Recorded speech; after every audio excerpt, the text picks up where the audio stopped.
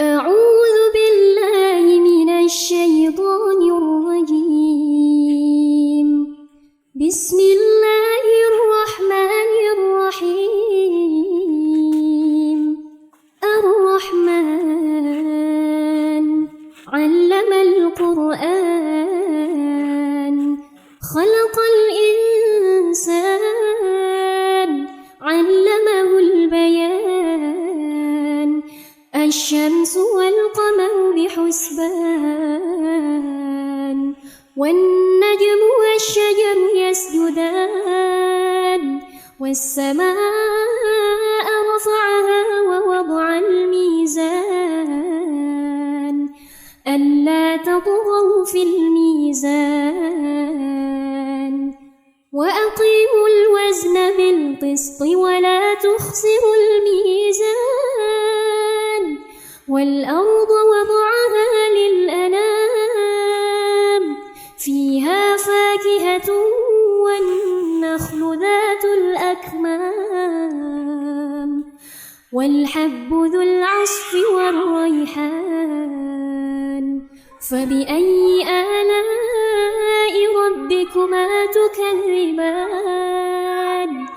خلق الإنسان من صلصال كالفخار وخلق الجان من مارج من نار. فبأي آلاء ربكما تكذبان؟ رب المشرقين ورب المغربين. فبأي آلاء ربكما تكذبان؟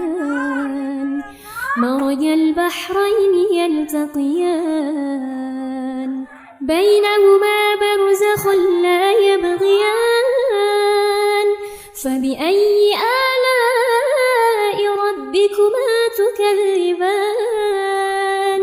يخرج منهما اللؤلؤ والمرجان. فبأي آلاء ربكما تكذبان؟ وله الجوار المنشآت في البحر كالأعلام.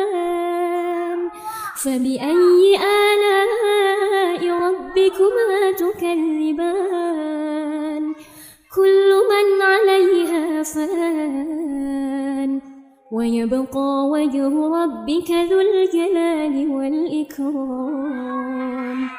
فبأي آلاء ربكما تكذبان؟